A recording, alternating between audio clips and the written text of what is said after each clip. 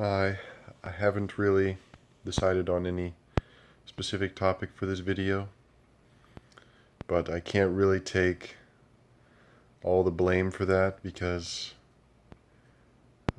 I watched an interview with Paul Holdengraber and Javier Marias earlier today, and it was really amazing. It's like an hour and a half, and it's pretty much just the Holdengraber interviewing the Spanish author who I'd never really heard of too much. I mean, of course, I've heard his name and I've heard of his books. I think he's mostly published by the Dalkey Archive, but he seems like the one that his books are difficult, so I haven't quite dove in yet, but he said when he writes his books, which is refreshing, that he doesn't really plan it. He lets his books uh, he said some authors write books with a map and he writes his with a compass. And I just think that's comforting, at least, that a famous author said that. Because as far as I can tell, I completely lack a map for a lot of stuff. But kind of going along with that, Javier Marias, I mean, I've never read his stuff, but um, I've been reading a lot more like Spanish language authors lately. I'm still working through Juan Rulfo, which I am in a Spanish class now. But yeah, it's a disgrace how bad I am at my second language. Europeans are lucky that they pretty much are born with two languages. But I've been really interested in like Spanish language originally authors lately. Of course, I'm reading translations for the most part, and except for maybe like bilingual poetry. I don't have enough to buy the English, and I don't have enough money to buy the English and Spanish originals for most books. But yeah, it's been really fascinating because I read some short stories by uh, Gabriel Garcia Marquez in my English class, which I guess was more like a literature class. But I thought it was really good. The one I liked especially was the very old man with enormous wings. The really old, no, it was very. I thought that was a good one. And then I have experience reading a lot of Spanish language poetry, so I was gonna read a little of Antonio Machado because I recently found his selected poems bilingual uh, at a bookstore I usually go to. And interesting enough, this was dedicated, or I don't know, dedicated, but it's to Jose Ortega y Gasset, which could send me on like a whole nother digression about how I heard of him in the last like week. Valeria Luiselli would quote him quite a lot in her essay collection Sidewalks, and I think he was also quoted in The Story of My Teeth or Faces in the Crowd. I I've read all of her books. They're all really short, like 150 pages each, but she's a good author. So then also along with this Antonio Machado collection, I got the Revolt of the Masses by uh, the old buddy Jose. I haven't read it yet, but it sounds nice and provocative. So, but I was just thinking about reading some of Machado's Proverbios y Cantares, Proverbs and Song Verse. I'll read it in English. The eye you see is an eye, not because you see it. It's an eye because it sees you. For dialogue, first ask, then listen. Any narcissism is an ugly vice, and an old one by now. But seek out the other in your mirror, the other who keeps you company. In between living and dreaming comes something else. Guess what it is? That Narcissus of yours can't see himself in the mirror now because he is the mirror. A new era? Does the same forge still flare? Does the water still run in the same old channels? Today always is still.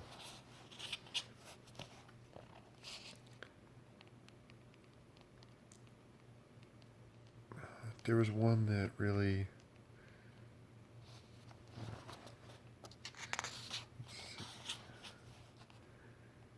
Now that spring's here, fly off to the flowers. Don't chew on the wax. In my solitude, I've seen very clearly things that aren't so. Good are water and thirst. Good are shadow and sun. Rosemary blossom honey, honey from flowerless fields. At the roadside, there's a stone spring and a small earthen jug. Gurgle, gurgle, that no one removes. Riddle me this, what's meant by the spring, the jug, and the water? Still, I've seen people drink from mud puddles even. Thirst has its whims.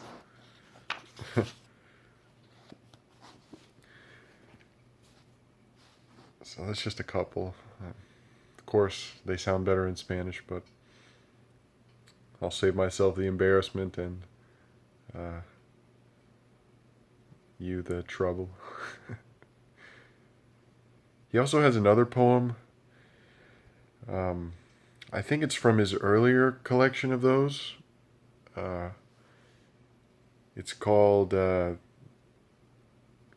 I don't know what it's called. It's like number, but it starts off, Wanderer, the road is made by walking. And whenever I first read that, I read that a little while ago because it's on his Wikipedia page. It made a good impression on me as a young person who maybe is more used to decisions being made for me rather than me making decisions. That poem was something worth reading at that point. So.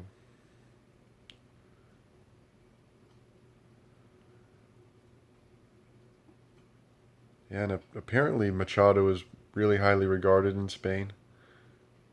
I looked at some like lists, which who knows with lists, but he was pretty high up there as far as renown in Spain. And another author who's been interesting to me is Juan Benet. I don't know if it's supposed to be French, Benet. He's a Spanish author who, coincidentally, Javier Marias said was one of his favorites. And it's always nice. It's like it's a humongous web of all these people that know each other. Because like it's really, I do like it though. I don't know why, but just like feels like everything's secure, I guess. But and I've been reading. Yesterday I kind of dove into modernism again. Found a whole bunch of other like maybe lesser known poets, minor as far as popularity. but and I went back to John Gould Fletcher, reading some of his stuff, and kind of going along with this Spanish language theme, South American theme. He wrote a couple poems called Arizona Poems. I think it was like 1916, 1917. But I figured I'd read a couple. So this one is number 1, The Well in the Desert. By the well in the desert I sat for long and watched the magpies with black and white checkered bodies leaping from twig to twig of the greasewood to look at the water spilled on the ground by the herder who went by with 3 lean cattle, climbing out of the blue and gold silence of morning. There was the shadow well with stones piled about it, the coarse tattered rope, the battered tin bucket, and the nose of my pony cropping thin grass not far off. The gray sagebrush and silence. At the horizon the heat rose and fell, sharp flickering arpeggios. The wind started somewhere, then stopped. The blue smoke of my cigarette wavered and failed. I was drowsing, and it seemed to me in my dream that I was riding to a low brown cluster of squat adobe houses under the eaves of a red barren mesa, where the track of a wagon trail paused, dipped and vanished, by a corral of rough plastered stone. And I saw in my dream, looking down at the houses, an Indian with a red sash, flannel shirt and blue trousers, and a red band about his coarse black hair. Eyes dark as an antelope's looked up at me. Sheep were feeding about him, and I said to him, "Where do you come from?" And he replied, "From Nazareth, beyond the desert, in Galilee." Number 2 is called The Mexican Quarter. By an alley lined with tumble-down shacks and street lamps askew half sputtering, feebly glimmering on gutters choked with filth and dogs scratching their mangy backs, half-naked children are running about, women puff cigarettes in black doorways, crickets are crying. Men slouch sullenly into the shadows behind a hedge of cactus. The smell of a dead horse mingles with the smell of tortillas frying.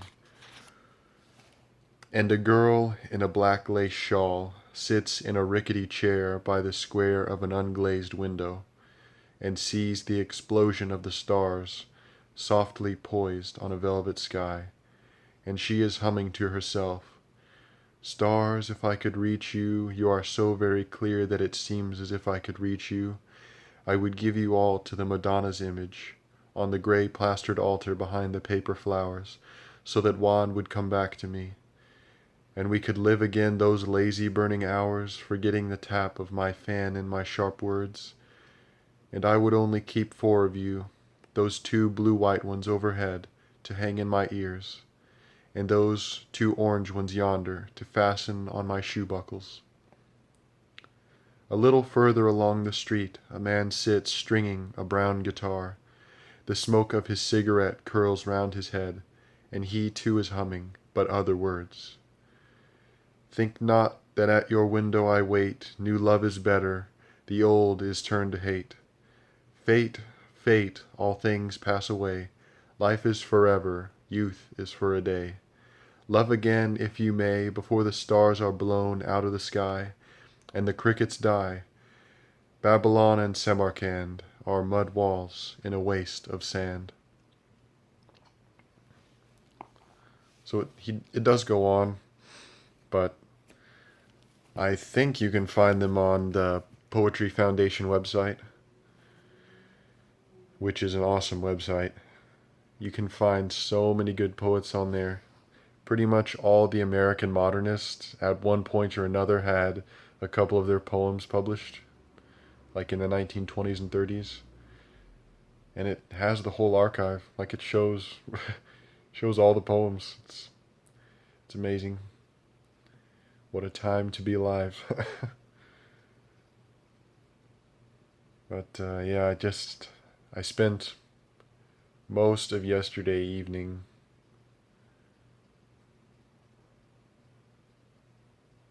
looking at a bunch of the modernist poets. They're all very good. But it's kind of disappointing with, like, and this is pretty much the case with every art form I can think of. It seems like to like save, not necessarily work, but to save someone trouble, the most famous ones are like hyper famous, and then everyone else is less famous than they should be, which I think is where we get like, oh, this person's overrated, which is almost always the case from what I can tell to like the top few people. Like, you know, everyone knows W.B. Yeats, everyone knows T.S. Eliot and Ezra Pound, but there are like dozens, I would say, who are as good as them. They just happen to not be as famous. And I'm not sure whether it's people are not inclined to do the work to find the people who are as good and not as famous, or they just don't have the resources, which the internet's here, so, or they just haven't found their spark of curiosity yet. But like I look at lists and there's no John Gould Fletcher usually. There's no another poet I've been reading a lot is John Neihart. He wrote about Hugo Glass, you know, the guy in the recent or Hugh Glass, the guy in the Revenant movie. He wrote a whole I guess it could be called an epic poem about him. And I can read some of his poems too. They're really good. He wrote them in the early 1900s, early 20th century. But, you know, I see all these people talking about Ezra Pound. I see people trying to read the cantos, which admittedly I did fall into. But there's so much to be discovered and shared that is not like immediately there. Because I don't know, I mean, it happens with Shakespeare. Like, everyone says Shakespeare is the best author in English, which he may be, but I think most people that say that haven't read many authors. I mean, of course, you have like Harold Bloom who says it, but I don't know. I'm not inclined to believe anyone is the best. Maybe Harold Bloom just really likes Shakespeare, but saying they're the best is meaningless, in my opinion.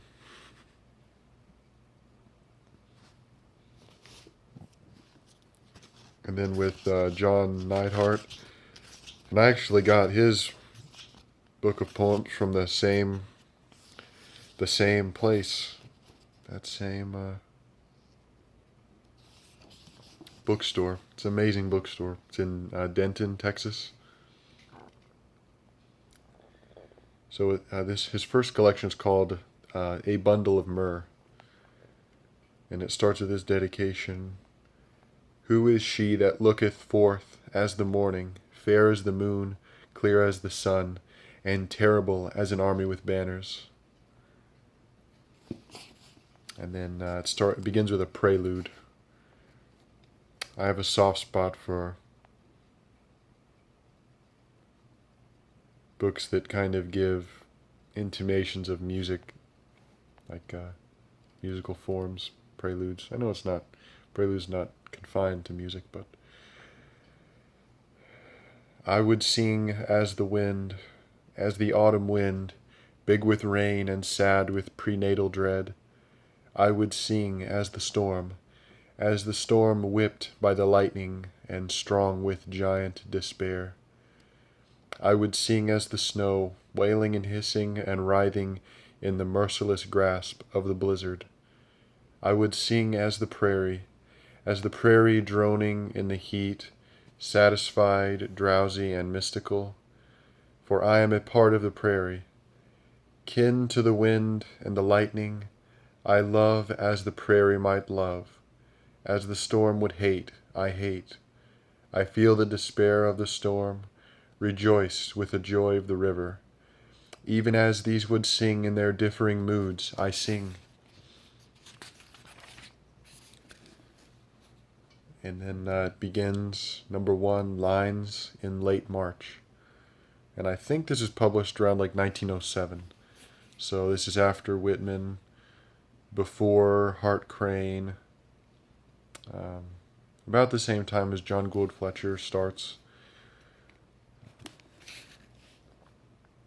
I whistle. Why not? Have I not seen the first strips of green winding up the sloughs? Sorry.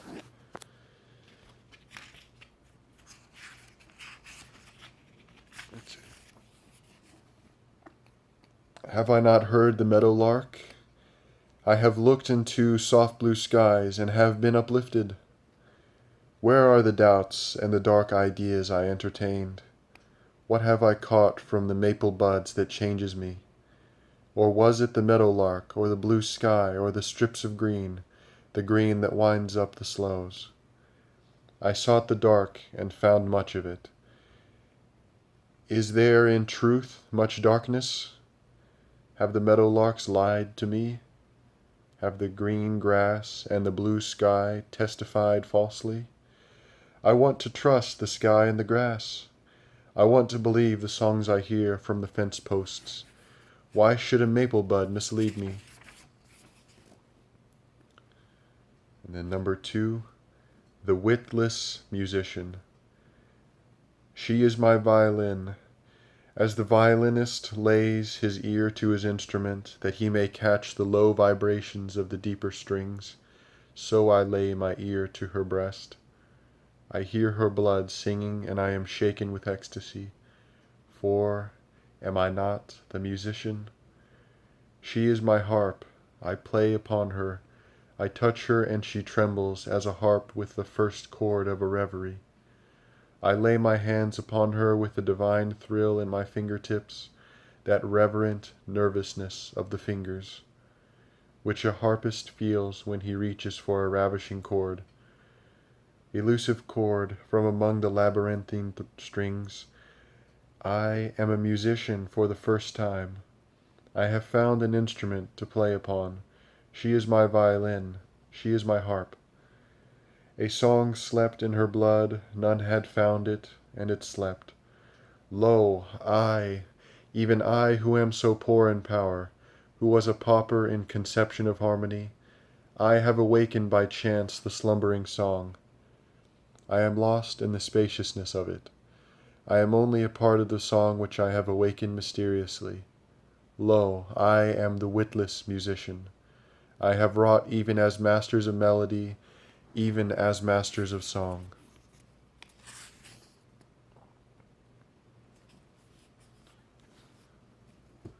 And that kind of goes along with another thing I've been thinking lately. And what made me think of it is The Faces in the Crowd, the book by Valeria Luiselli. She bases a lot of the book on the life of a poet, a Mexican poet, Owen. And she described this whole feeling throughout the book so well, kind of in the way that, like, just to read one book, which a person had to write, they had to spend their whole life, they had to spend so much time living their life just to be able to write that one book. And it's like an extreme confluence of fate and coincidence that they even wrote that book, and that it was published, and that it was translated into your language, and that you can read it because it was at a bookstore that was near you.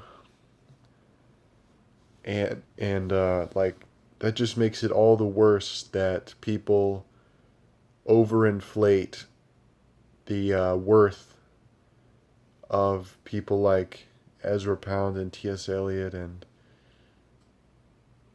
Shakespeare and even, people that I like McCarthy and whoever else, Rilke and Machado, because there are so many other good ones that people don't read enough.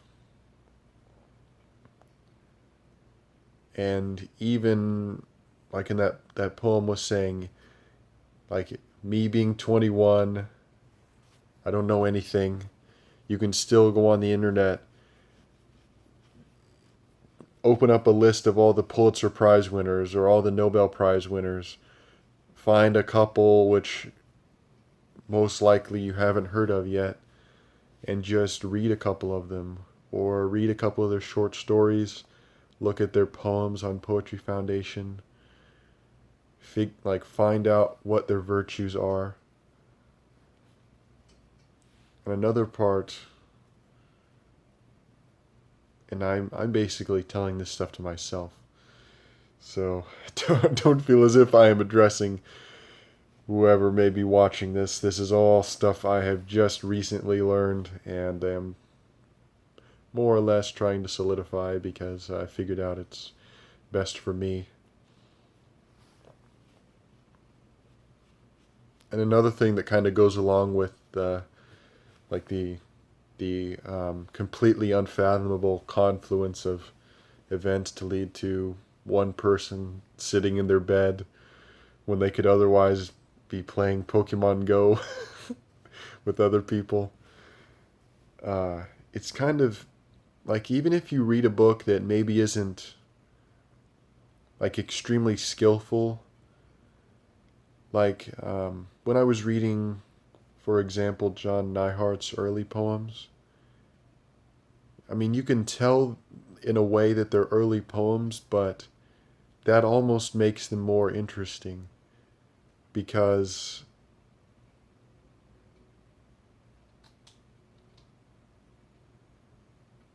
that gives them a certain character.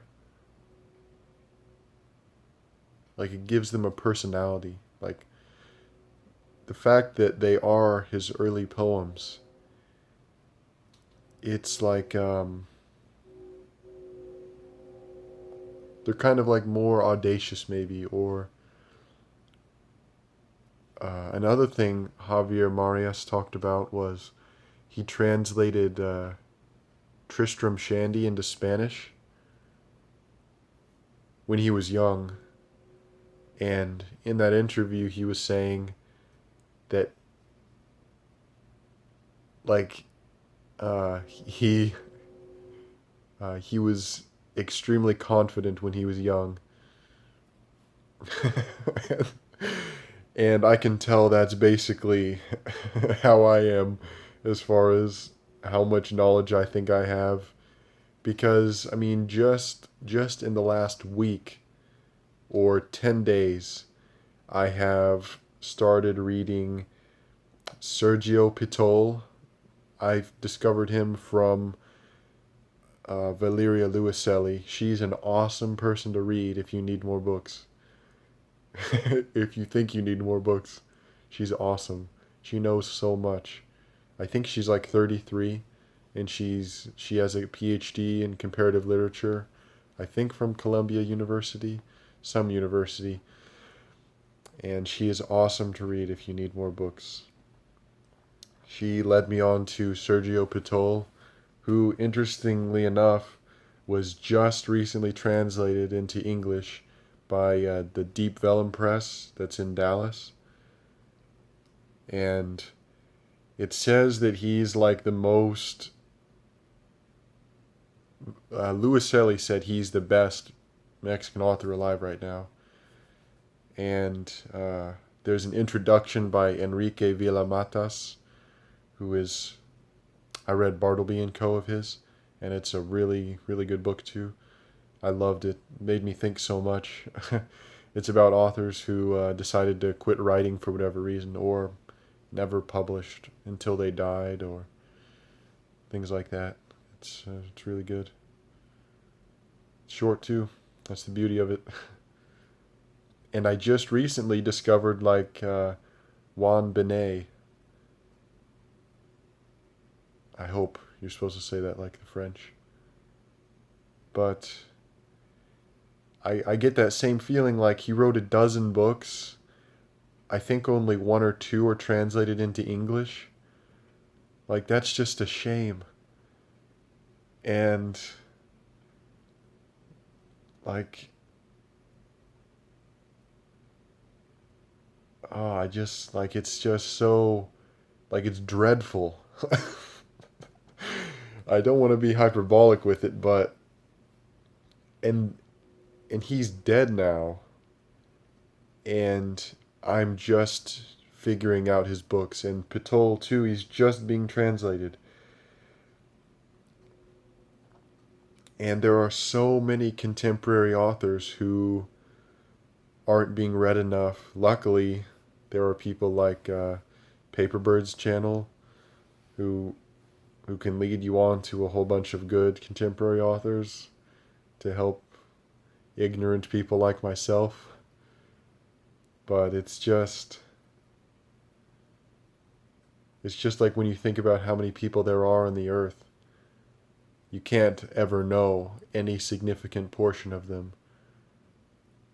Like, even if you wanted to write a small obituary of everyone that dies every day, I think it's something like 150,000 people die every day. And of course, you get the news that blows up, like this horrific tragedy, places like France and Dallas that recently happened. But along with those 80 that die by someone else losing their mind, there's another 150,000, and you never hear anything about any of them. And even if you wrote one line about each of those 150,000, you'd have a 1,500-page book each day. Like, it's just unfathomable. It's just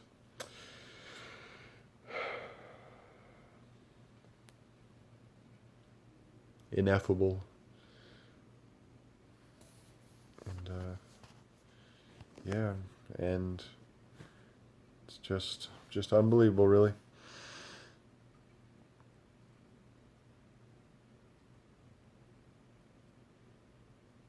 But there was I'm reading this, The Art of Flight by Sergio Pitol, and it seems the more and more I read by intelligent people, intelligent old people, they have this same mindset. Not the one I just said, but this one I'm about to. It's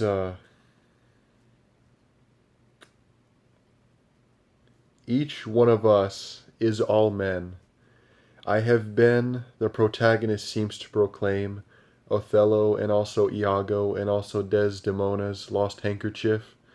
I am my grandfather and those who will be my grandchildren.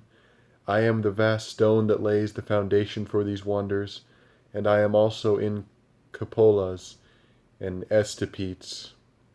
I am a lad and a horse and a piece of bronze that represents a horse. Everything is all things, and only Venice, with its absolute individuality, could reveal that secret. So he wrote this essay about Venice, which, interestingly enough, Sidewalks by Luiselli takes place in Venice, or it starts in it at least. And, you know, my heart is a little larger than the entire universe. That's a quote by Pessoa.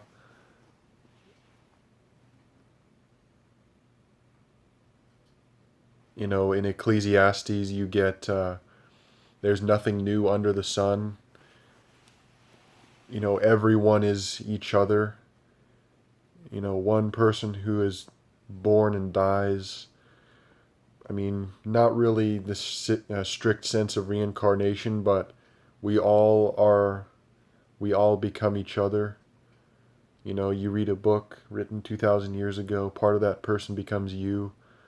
Even if you want to go into like the the uh, the precise biology of it, you could have molecules in you that were in Einstein, or who knows. Apparently, since the time of Caesar, the molecules in the air have become so dispersed that every breath you take has a high probability of including a molecule of Caesar's fart. So, which, if you ever feel like your life isn't important, you're breathing in a bit of Caesar's fart. So it's just everyone is connected.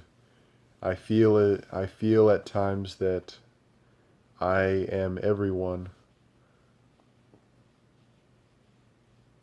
which doesn't mean the opposite, that I am no one, but I feel as if I am everyone. Well, this has certainly gone on long enough.